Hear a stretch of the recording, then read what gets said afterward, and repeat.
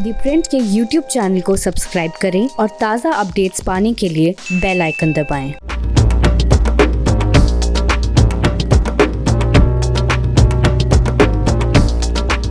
स्वागत है आपका प्योर पॉलिटिक्स में। तो क्या ये प्रधानमंत्री नरेंद्र मोदी का मास्टर स्ट्रोक है या फिर चुनावी कंपल्शन, पॉलिटिकल कंपल्शन? 3 राज्यों के विधानसभा चुनाव जहां पे बीजेपी का हाई स्टेक लगा हुआ है। पंजाब, वहां पे बीजेपी का कोई बहुत बड़ा संगठन नहीं है, बीजेपी कोई न्यूमेरिकल नंबर्स में कोई बहुत ज़्यादा नहीं है, लेकिन जिस तरह से बीजेपी को एक साथी मिला है कैप्टन अमरिंदर सिंह के रूप में, तो बीजेपी को लगता है कि पंजाब में वो एक नई कहानी लिख सकते हैं या कम से कम 25-30 सीटों के आसपास वो पा सकते हैं और उनके बिना कोई सरकार नहीं बन सकती है, ऐसी उनकी स्ट्रैटेजी है। लेकिन पंजाब से ज़्यादा जो बीजेपी का स्टेक लगा हुआ है वो यूपी, उत्तर प्रदेश और उत्तराखंड में। उत्तराखंड का वो इलाका जहाँ पे सिख पॉपुलेशन है, हरिद्वार का इलाका या फिर उधम सिंह नगर जहाँ पर 9 सीटें हैं असेंबली की, जहाँ पर बीजेपी ने पिछली बार 8 सीटें जीती थी। और यूपी का वेस्टर्न यूपी और ईस्टर्न यूपी जहाँ पर जिस तरह से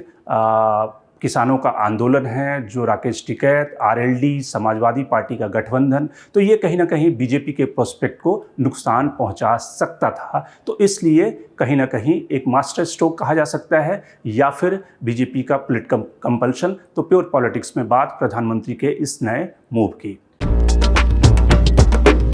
तो सबसे पहले शुरुआत करते हैं कि जब प्रधानमंत्री ने अपने मॉर्निंग ब्रॉडकास्ट में कल राष्ट्र को संबोधित किया तो प्रधानमंत्री ने 2-3 बातें कही और प्रधानमंत्री का जो पूरा संबोधन था, जो उनका पूरा व्याख्यान था, जो उन्होंने जिस तरह से नेशन को एड्रेस किया, पहला तो वो इमोशनल थे। उन्होंने बार बार जो भावनाएं थी उनकी उमड़ रही थी। दूसरा, प्रधानमंत्री ने माफ़ी मांगी। उन्होंने कहा कि वो अपोलोजाइज़ करते हैं, माफ़ी मांगते हैं कि देश के उस सेगमेंट को जिनको कि वो समझा नहीं सके। तीसरी बात, जो प्रधानमंत्री ने दिन का चुनाव किया वो सबसे क्रूशियल था। प्रकाश पर्व, गुरु पर्व, जिस दिन पूरा देश गुरु पर्व मना रहा हो, उस दिन प्रधानमंत्री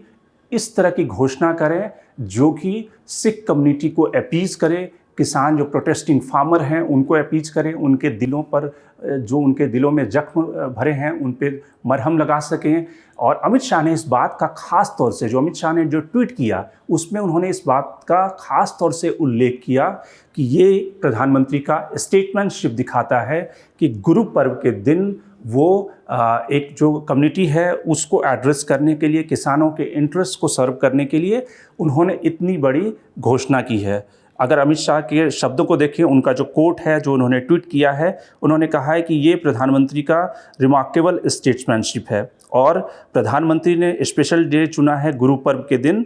और प्रधानमंत्री हमेशा किसानों के साथ रहें, ये उनका ये फैसला बताता है।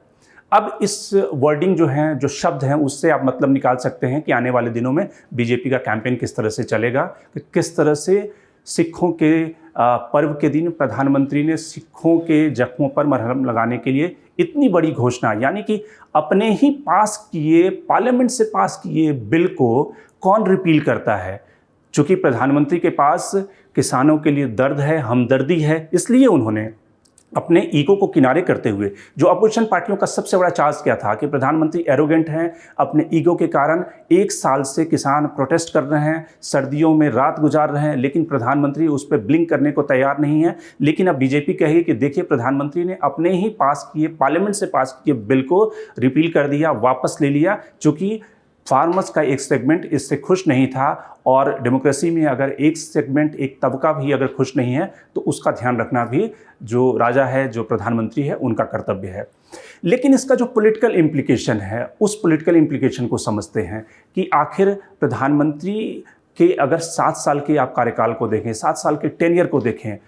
2 ऐसे बड़े फैसले जिस प्रधानमंत्री को डिसिसिव, बोल्ड फैसले लेने के लिए जाना जाता हो, जो एयर स्ट्राइक करने के लिए जाना जाता हो, जो 370 हटाने के लिए जाना जाता हो, जो राम मंदिर बनाने के लिए जाना जाता हो, वो प्रधानमंत्री अगर अपने ही कदम पीछे खींच ले और ख़ास करके ऐसे बिल पर, जिस बिल को ये कहा गया था कि एग्रीकल्चर में ट्रांसफॉर्मेशन लाने का, एग्रीकल्चर को क्रांतिकारी बनाने का, और जिस तरह से सदियों से जो एग्रीकल्चर का पूरा सेक्टर जकड़ा हुआ है उसको प्रोग्रेसिव रास्ते पर ले जाने के लिए प्रधानमंत्री ने मास्टर स्ट्रोक खेला है इन 3 कृषि कानूनों के जरिए। लेकिन उस मास्टर स्ट्रोक को वापस लेना पड़ रहा हो प्रधानमंत्री को, तो ये क्या दिखलाता है? और सिर्फ ये इकलौता उदाहरण नहीं है। आप याद कीजिए लैंड एक्विजिशन बिल, जब राहुल गांधी ने सूट बूट की सरकार का मुद्दा उठाया था और अरुण जेटली उस समय फाइनेंस मिनिस्टर थे, तो सरकार को लैंड एक्विजिशन बिल वापस लेना पड़ा था। और उस समय चूंकि प्रधानमंत्री चुनकर आए थे, साल भर का कार्यकाल हुआ था, और जब गुजरात के मुख्यमंत्री थे नरेंद्र मोदी, तो उस समय जो उनकी इमेज थी, प्रो इंडस्ट्री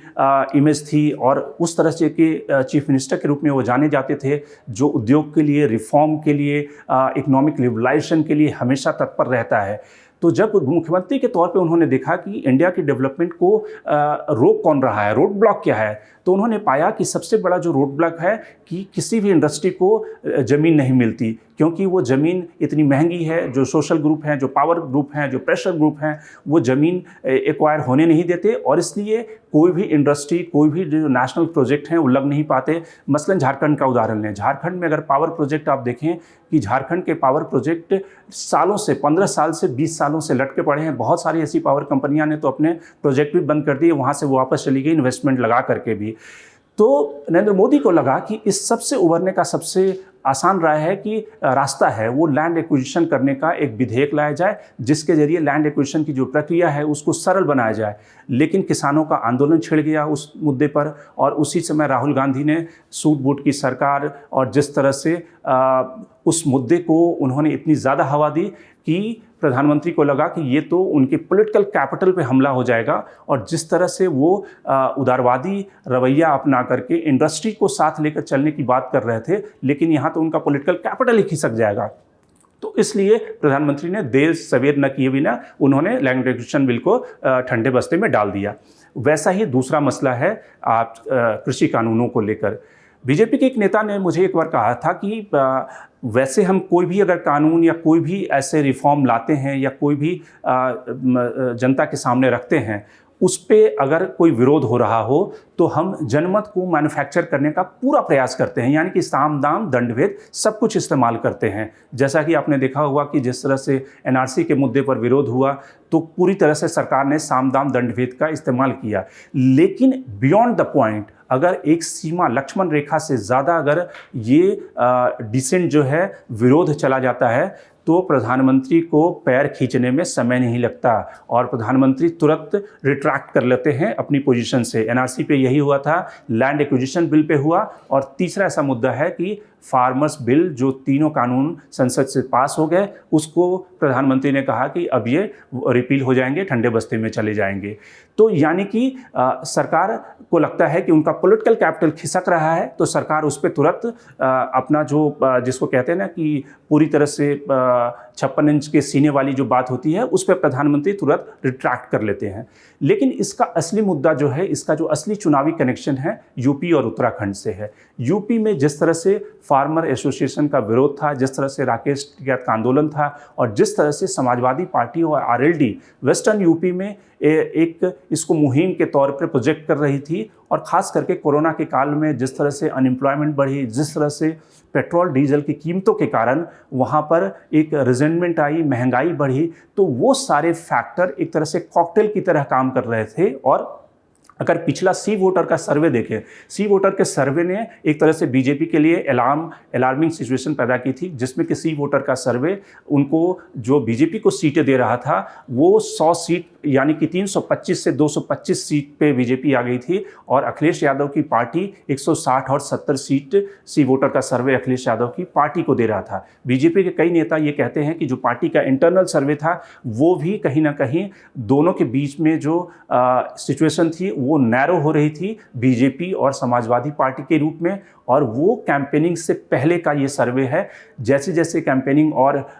जोर पकड़ता, गर्माता, जनवरी फरवरी के महीने आते आते तक हो सकता था स्थिति कि अखिलेश यादव कहीं ना कहीं बीजेपी के उस मार्ग के नज़दीक पहुंचने की कोशिश करते। तो इसलिए बीजेपी के लिए लाजमी था कि वो मास्टर स्ट्रोक खेले, उस फार्म कानून जिसका कि विरोध हो रहा है, जो बीजेपी के पोल प्रोस्पेक्ट को असर पहुंचा रहा है, उसको रद्दी की टोकरी में फेंका जाए। और इसलिए वेस्टर्न यूपी, ईस्टर्न यूपी को बचाने के लिए बीजेपी ने उस फार्म कानून को रद्दी की टोकरी में फेंक दिया। क्योंकि यूपी के अलावा उत्तराखंड का भी इलाका है जो सरदार उधम सिंह नगर है, जो कि जहाँ पे सिख पॉपुलेशन है, वो भी कहीं ना कहीं क्रिटिकल था।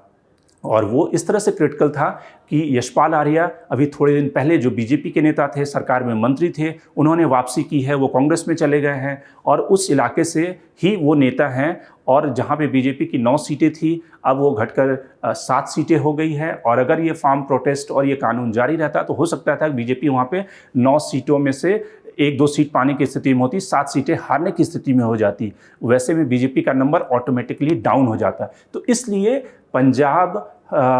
उत्तराखंड, यूपी और हरियाणा, ये सारे नॉर्थ बेल्ट के जो क्रूशियल स्टेट, जो बीजेपी का मेन फुटप्रिंट जहाँ पे है, उसको बचाने के लिए बीजेपी ने फार्म कानून को, जो कि एक समय में मास्टर स्ट्रोक माना गया था, क्रांतिकारी कदम माना गया था और ये माना गया था कि पूरे कृषि को एक नए दौर में ले जाएगा, प्रधानमंत्री ने उसको रद्दी की टोकरी में फेंक दिया और कहा कि इस समय पॉलिटिकल कैपिटल बचाना ज़्यादा ज़रूरी है, बल्कि फार्म कानून और उस पर जो लिबरलाइजेशन का जो प्रोसेस है वो बाद में देख लिया जाएगा। तो एक तरह से इसके पीछे पॉलिटिक्स थी और बीजेपी ने बहुत सही समय पे अपनी पॉलिटिक्स चली है। अब सवाल ये है कि जो अपोनेंट हैं, अब अपोनेंट जिसमें कि समाजवादी पार्टी, और अगर आप बाकी नेताओं के रिएक्शन देखें तो उनके मूड को आप समझ सकते हैं कि उन्हें ये समझ में नहीं आ रहा कि बीजेपी ने जो चालें चली है उसका वो कैसे जवाब दें। इसलिए राकेश टिकैत भी कह रहे हैं कि हम बिना बातचीत किए जाएंगे नहीं, और जब तक एमएसपी गारंटी का कानून नहीं बनता तब तक हम यहाँ से उठेंगे नहीं, हम अपना धरना प्रदर्शन जारी रखेंगे। क्योंकि इन सबको लगता है कि ये तो जो ज़मीन थी वो खिसकाने वाली बात है, ज़मीन खिसक गई है या खिसका लिया है सरकार ने, तो इसमें जो पॉलिटिकल माइलेज कैसे उठाया जाए, ये बाकी जो विपक्षी पार्टियां वो सोच रही हैं। Shankar Arimesh, the Print. लेकिन आप हमारे YouTube चैनल को सब्सक्राइब करना ना भूलें और अपने कमेंट्स, रिएक्शन लगातार हमें भेज दें।